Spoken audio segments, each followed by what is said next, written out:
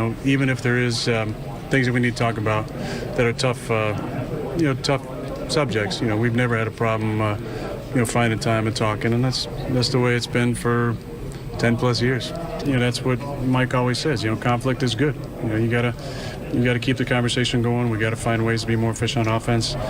Although, like I said, Sunday afternoon, the numbers might have looked good, 420 yards, 50% plus on third down. The execution wasn't where it needs to be. And, I'm always going to hold myself and this offense to a higher standard. I got to play better, and we got to play better. CeCe, if there's one thing I learned from you, it's to listen to what somebody says. And it would have been very easy for Aaron Rodgers to just say, there's no problem, guys. There's no problem. It's all good. He went on and on about, there's no problem, but we could work on this. It's been up and down. I mean, he said a lot without saying too much. What was your reaction to Aaron Rodgers? To me, it was like one of those kind of things you come home and the wife say, hey, you know something? It's kind of nice to kind of have a disagreement every once in a while. I've been like, okay, let me brace myself. Let me put my hands up because I'm getting ready to get punched. Like Aaron Rodgers, wherever he's going to be, whoever's going to be coaching him, there's going to be some conflict. He knows a lot of football. He expects to play at a high level. So there's certain things about Aaron that I really, really respect. He should be accountable. He shouldn't be just satisfied with just the numbers, because the numbers in the Green Bay game against Buffalo, if you just watched them, they'd fool you. But when you watch the tape of the game, Nick, you said you had to go back after you start seeing all the people criticize Aaron Rodgers, what they did offensively. Watch the game again, you could see they're not as efficient as you expect to be. And at this point in the season, after 4 games, they're the 5th worst red zone offense. So that would account for some of the criticism of why they weren't as efficient. But Aaron Rodgers, he's going to voice his opinion. He's got a strong personality, and sometimes he's going to let the family business out into the streets. And we see that periodically, year after year. We've talked to players that have played with Aaron Rodgers. We know he's very, very opinionated, but Mike McCarthy, he knows that. There is going to be there are going to be some times where Aaron has a press conference and we're going to be like, oh my goodness, we need to have a conversation. That's the way it was this offseason when they decided to change coaching, the quarterback coach and everything. Aaron had a press conference and said he was shocked. Wish he would have taken a part in that meeting there. But the thing that was different about this press conference was that he had a chance to blame himself, but he didn't. He said, we have to come up with more ways to get Davante Adams. Well, you're holding the ball, Aaron. There's a reason why you didn't throw it to him? Yeah, because someone told me to throw it somewhere else. And McCarthy, in his following press conference, Aaron made those original comments Sunday. And then Monday, McCarthy's like, Aaron Rodgers has a lot of power during the week. We have empowered him as far as what we install. Yep. And at the line of scrimmage, we trust Aaron Rodgers to throw it wherever he sees fit. And we have seen it. Right. And so McCarthy fired back a little bit. Here's what I think Rodgers and McCarthy both know. Because I don't think the big issue with the Packers is some conflict between coach and quarterback. What they both know is this.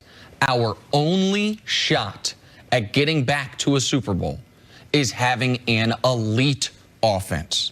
They haven't scored 30 points yet this year.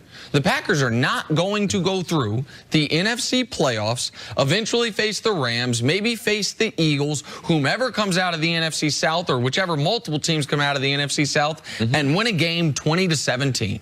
They're going to have to win a game the way they always have to win playoff games, 35-31. And so there is, I think, real concern about what the peak of the offense can be this year. I think Aaron Rodgers also, because quarterbacks, we always like to feel like the quarterback is just a real extension of the coach. But there's some quarterbacks, man, that you need to do some maintenance, just like you need to do with wide receivers. You need to coddle them, and you need to play to them. These quarterbacks, they know what these passing stats are. You think Aaron Rodgers don't know what Patty Mahomes is doing? You think he might not have gotten a little bit of whispers that, hey, Chicago quarterback threw how many touchdown passes? These offenses are doing what?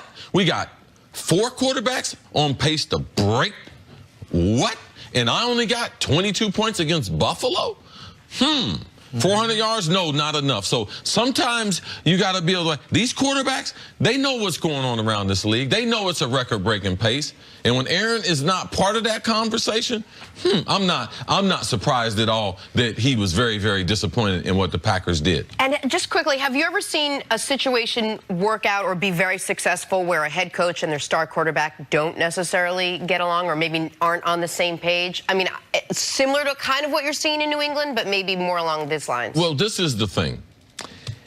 It's a big boy network in the NFL. So you're going to have people say things to you. You're going to have tremendous expectations. Mike McCarthy's the head coach of one of the greatest franchises ever, and that's the Green Bay Packers. And he happens to be coaching a legendary talent in Aaron Rodgers. They both should be getting criticism. So they're both going to be a lot of heat and a lot of pressure coming out of Green Bay. Now, I think they have a good working relationship. I know Belichick and Brady have a working relationship. Just because people outside don't understand it, I think that people want to think that there's always contention. In the NFL, man, we don't mind just telling the guy, this is flat out what I need, and we don't care if your feelings are hurt because that's the way you do business in the NFL. It's not like your normal job situation where you have to kind of couch some of your comments. No, think about that. That's very important. Very important. One note, because I think Rodgers maybe kind of tried to warn us about this a month and a half ago. Remember the press conference about the receivers? Standing at the locker, this guy's not ready. This guy, we got a few guys came ready to practice. So the Packers are one of only 3 teams in the league that have at least 4 receivers with multiple drops this year. It's the Raiders, the Browns, and the Packers. If you think about what he was saying at that press conference, yes, he could have taken it more on himself. But when he says, we should have gone to Devontae and Jimmy Graham more, what do those 2 guys have in common? Devontae's been there with him. Jimmy Graham's an established star.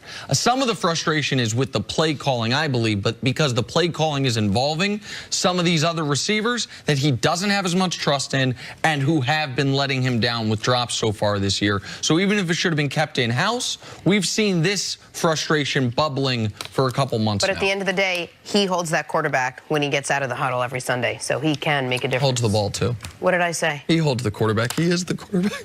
Make the joke while you're drinking so a lot of people can hear it. Coming up next, should the Patriots be on upset alert tonight against the Colts? Jenna, you know what you should hold? I watched the whole Yankee game. You know what you should hold? I'm so tired. You know what you should hold? I watched the whole game.